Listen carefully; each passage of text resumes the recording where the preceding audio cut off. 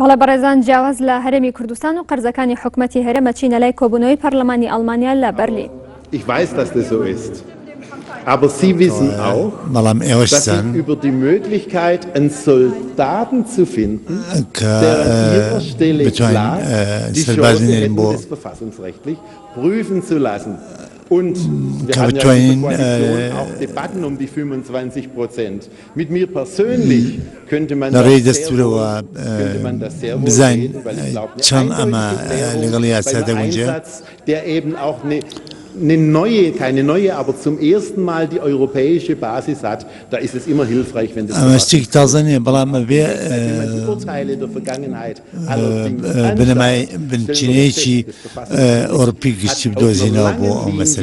der Regierung eigentlich immer einen außenpolitisch relativ großen Handlungsspielraum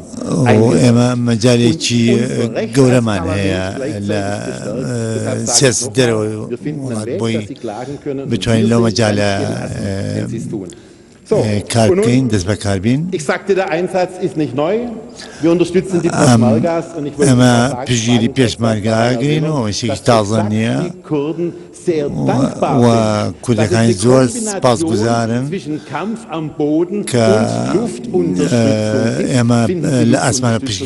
ist, also auch sich وكبيسيان بتشكا بكلاسيكوفكانيان شاري داعشكا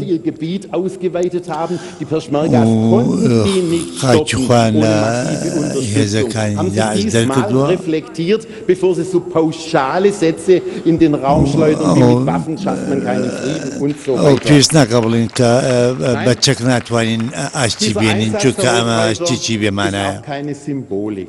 Er ist sorgfältig überlegt und dies, was Deutschland liefert, geht exakt in militärische Aufgaben, die dieser Koalition fehlen, nämlich Aufklärung aus Flugzeugen von Satelliten und die Aufklärung, die Drohnen nicht leisten können, nämlich sehr schnell große Gebiete beschreiten.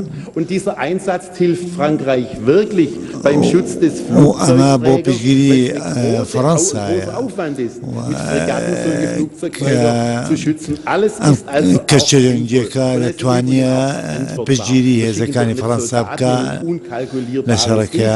Die Tornados sind auf einem modernen Stand. Die haben einen Eigenschutz. Und ihr Vorwurf, es gäbe kein klares Die Kollegin hat sogar im Verteidigungsausschuss nachgefragt. Wir reden über ein Einsatzgebiet der Luftbetankung und die findet eben nicht nur über Syrien statt, sondern außerhalb des Bereiches im offenen Seeraum. Da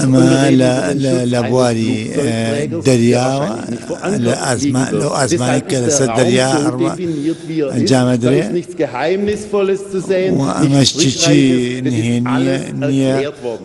Dieser Einsatz ist auch leistbar, kann 6 Tornados hinschicken und die Luftwaffe hat die Fähigkeiten dazu. Und dann noch die Debatte über die Bilder. Die Auswertung ist auch klargelegt. Die Deutschen erhalten zunächst ihre Bilder.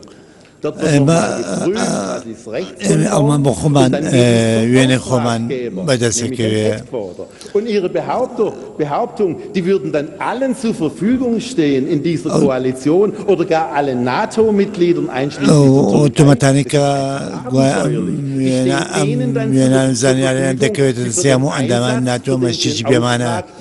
die Bilder brauchen und sonst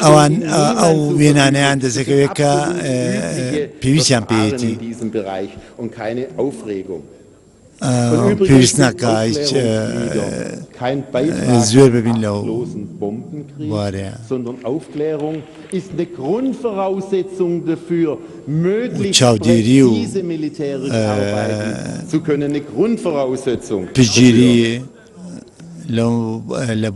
wurde heute schon über Lehren aus den Einsätzen gesprochen. Und ich glaube, eine Lehre ist wirklich wichtig. In der Tat hat Afghanistan, auch Libyen gezeigt, لأفغانستان ولا ليبيا في ليبين بتكنولوجيا مودرن لأسمانه بتوانين بجيري بكين بەڵام ئەمە پرۆسێکی درێژە درێژخایەنە بۆیە ئەمە تۆمەتێکە کە هیچ بەرنامەیەک لە پشتی ئەم مەسەلەی نییە. پرۆسەی ڤیەناش دیارە پرۆسێکی دوور و درێژە و ئێمە لەگەڵ هاوپەیمانان دەجوڵین کە ئەوانیش بەرژەوەندی خۆیان هەیە و ئەبێ تەواضع پیشان بین لەو بارەیەوە ئەوەمە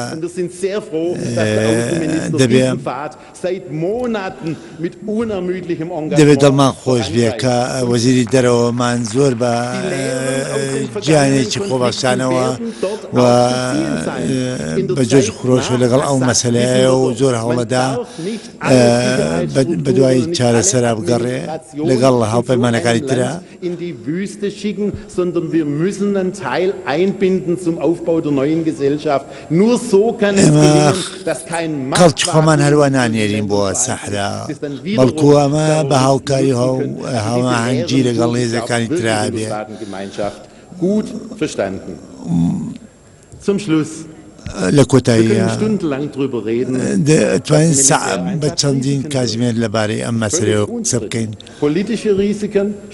چونکە ئەوە دیارە مەترسی سیاسی چییە دیارە بەڵام ئەتوانین یارمەتیان بەڵام لە دەستی ئێمە نییە بەتەنیا ئێمە نامانەوێت هەموو شتێک بە جوانی پیشان بین.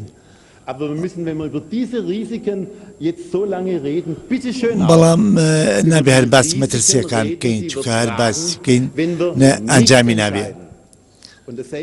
دەبێت بڕیار بێن لەسەرەوە مەسەلانە. ئەوروپا لە وەزعێکی باشان نییە ئەمە وایە. تەنها بە هاوکاریەکی بەچین و دەتوانین بگەینە مەبەستەکانی خۆمان.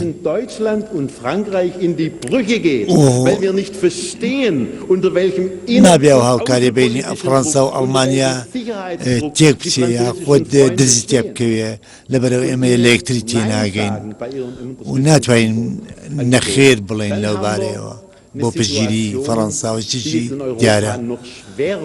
ئەمە چونکە کاری ئەوروپا ئەوانەی تر زەحمەت و سەختتر دەکات. Dieses Europa scheitert ja, wenn es scheitert, an mangelnder Solidarität. Und wir Deutschen sollten nicht diejenigen sein, die in Europa شکستی هێنا لە مەسەلەی دەستەوایی هاوکاری نابێت لەسەر دەستی ئێمە بێ ئەو شکستە. Und das zweite Argument ist, es kann nun mal auch sein, dass es unsere Sicherheitsorganisationen nicht schaffen. لەوانەیە دەستگا هەواڵگرەکانیشمان ئاسایشەکانمان نەتوانن سەرکەوتوو بن لە هەنێ بوانە. Für uns innenpolitisch, welche Fragen die Bürger an uns stellen würde, aber vor allen Dingen außenpolitisch, weil wir dann wirklich kapieren müssten. تەنها بەستنەوەی سیاسەتی ناوخۆ لەگەڵ سیاسەتی دەرەوە دەبێت بتوانین سەرکەوتن بەدەستبێنین. Dann würden wir ganz stark merken, Solidarität ist halt keine Einbahnstraße. هاوکاری و دەستەوایی بە یەک لا نابێ بەڵکو بە هەردوو لا بێ. زۆر سپاس. Ich erteile das Wort dem Kollegen Henning Otte für die CDU-CSU-Fraktion. Herr Präsident, liebe Kolleginnen und Kollegen, meine sehr verehrten Damen und Herren, Deutschland steht vor einer wichtigen Entscheidung. Lassen wir den furchtbaren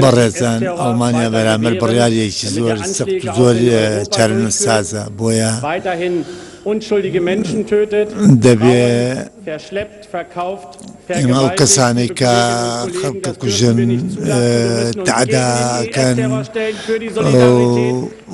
وامەکەن کە ئێمە نەتوانین بەرامبەر تیرۆری داعش بوەستین و کاتان لێ ئەەکەم دەنگی بەڵێ بدەن بەم بڕیارە. Bundestagsfraktion zusammen mit der SPD in einer großen Koalition bereit einzustehen für Frieden und Freiheit. لە هاوپەیمانی حزبی مەسیحی CDU لەگەڵ حزبی ئسپێدیا پێکەوە ئەتوانن ئەم ئەرکە بگنە ئەستۆ. Zusammen mit 64 Staaten einer Allianz auf einer klaren völkerrechtlichen Grundlage und mit einem Mandat des Deutschen Bundestages. دیارە لەسەر یاسا نێودەوڵەتی ئەساسەکەی بێ و لەسەر یاساکانی خۆمان لەگەڵ ئەمریکا لەگەڵ فەڕەنسا لەگەڵ کەنەدا لەگەڵ دەنمارک لەگەڵ بەلجیکا ئەبێ ئەرکە بەجێبێنین و 1200 سەرباز بنێرین بۆ یارمەتی و پشتگیری هێزەکانی تر. 450 سەرباز بۆ کارپێکردنی تۆرنادۆکان و کۆکردنەوەی زانیاری هەواڵگەری بۆ هاوپەیمانەکانمان و بیدەین بە هاوپەیمانەکانی وەمان.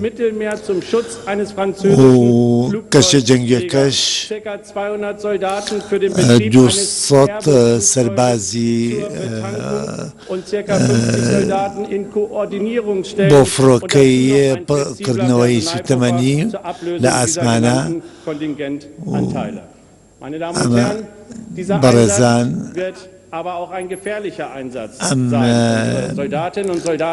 کارەمان کارێکی مەترسیداریشە ئاسان نابێ بەڵام باشتریشت ئەوەیە کە بە خێزانی ئەوەیە سەربازانە بڵێن کە ئێمە بڕواتان پێکەین متمانەتان پێکەین و دەنگیشتان پێدەین. Meine Damen und Herren, die Bundeswehr hat in den vielfältigen Einsätzen bewiesen, سوپای ئەڵمانیا سەربانجێتی لە زۆر بوارەکە توانێتی جێ ئەو متمانەیە بێ. hätte eine Allianz auch zusammen mit der Bundeswehr auf dem Balkan nicht militärisch eingegriffen. بێهاوپەیمانی بۆ نمونە لە باڵکانە بێهاوپەیمانی لەگەڵ ئێمە و لەگەڵ سوپای ئەڵمانیا سەرکەوتن بەدەستێنرا لە ئەفغانستان هەروە دژی ڕژیمی ئەفغانستان بێ ئێمە نەئەکرا بە ئاوادانکردنەوەی ئەفغانستان و دروستکردنی لەشکری ئەفغانستان بۆ هەڵسانەوەی ئەو وڵاتە ئێمە ئەبێ دەستێوەردانی سەربازی ئەبێ بۆی بتوانین هاوکاری خەڵکانی تر بکەین بۆ سەقامگیری و دابینکردنی ئاشتی. و لە عێراقا جەنگاوەرانی کورد ئێمە پشتی ئەوانمان گرت و هاوکاریمان کردن مەسکمان پێکردن ڕامان هێنان کە بتوانین ئەم شەڕە بکەن و ئێمە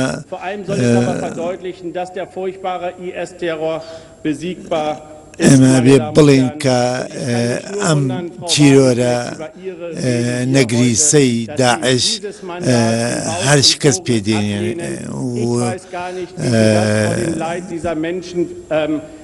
rechtfertigen können. Sprechen Sie doch mit den Frauen, mit den Kindern, mit den Männern der kurdischen Kämpfer. قسە لەگەڵ ژن و مناڵ و خێزانەکانی پێشمەرگە بکەن بزانن ئەوان چۆن باسییاکەن. بۆیە ئەمە لەوە تێناگەن کە ئەوە بەم شێوە باسیەکەن.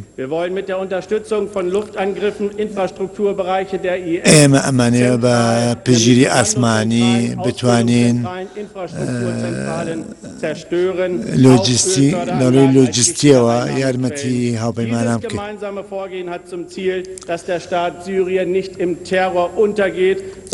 ئەمە ئامانجی ئەمەش ئەوەیە کە سووریا لە ناو تیرۆرە نقم نەبێ.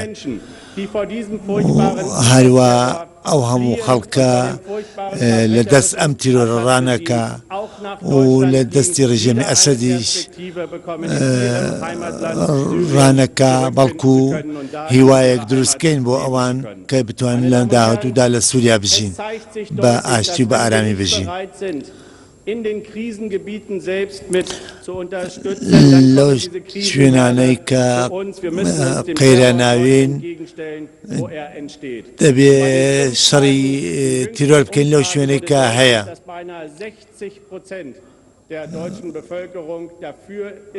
بێ پێتان بکە 60% هاوڵاتیانی ئەڵمانیا لەگەڵ ئەوەن کە ئێمە هێز بنێرین بۆ ئەو ناوچەیە. من تێراگەم کەچە حزبی سۆزەکان چۆن ئەتوان بەرامبەر ئەو هەنگاوە بوەستن و لێرەیە ئەو هەموو شتمڕە دروستەکەن.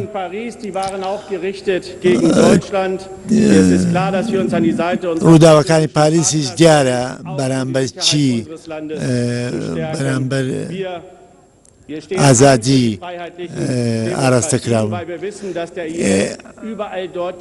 ئەوان دیموکراتین ئەزانین کە داعش لەو شوێنانە